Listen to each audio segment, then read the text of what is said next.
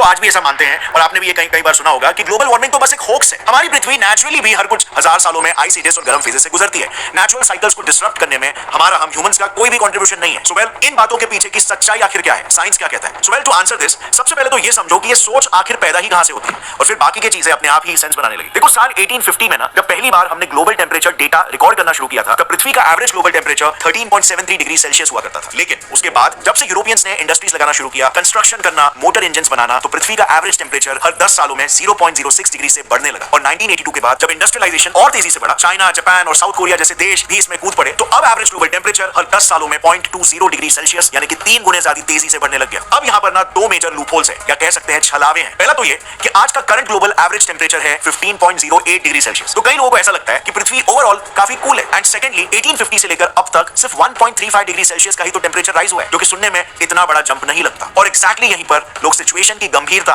को नजरअंदाज कर जाते हैं और ग्लोबल वार्मिंग को एक हाइप या फिर एक होक्स बुला देते हैं। वो ये नहीं समझते कि व्हेन वी से एवरेज ग्लोबल टेम्परेचर, वो पोल्स की ठंड से लेकर इक्वेटर की गर्मी तक का एक एवरेज टेम्परेचर होता है। सो अगर ये एवरेज सिर्फ 1 डिग्री से भी बढ़ रहा है, तो इसका मतलब होता है कि जो गर्मी वाली साइड है, वहां का तापमान एक अच्छे खासे मार्जिन से बढ़ रहा है। प्लस हमारी पृथ्वी एक कॉम्प्लिकेटेड इकोसिस्टम है, जिसमें कई कॉम्प्लेक्स सिस्टम्स कोएग्जिस्ट कर रहे हैं, बिल्कुल हमारे शरीर की तरह, और सबके हार्मनी में काम करते रहने के लिए प्रॉपर बैलेंस टेम्परेचर का होना जरूरी है। जैसे फॉर एग्जांपल, हमारा बॉडी टेम्परेचर होता है अराउंड 37 डिग्री सेल्सियस। अगर हमारा टेम्परेचर इससे 1 डिग्री भी बढ़ जाता है, तो हम उसे फीवर कहते हैं, और ये एक साइन होता है कि शरीर में कुछ गड़बड़ी हो रही है, जबकि सिर्फ 1 ही तो डिग्री बढ़ा है ना। पृथ्वी के केस में भी बिल्कुल ऐसा ही होता है। सिर्फ 1 डिग्री से भी अगर ग्लोबल एवरेज टेम्परेचर राइज होता है, तो ये एक अनहेल्दी इकोसिस्टम क्रिएट करता है, जो एक कैस्केड ऑफ इवेंट्स को ट्रिगर करता है, जिससे और तेजी से फिर टेम्परेचर राइज होने लगता है, जो सिलसिला चलता रहेगा जब तक सारी बर्फ पिघल न जाए और प्रलय ना आ जाए।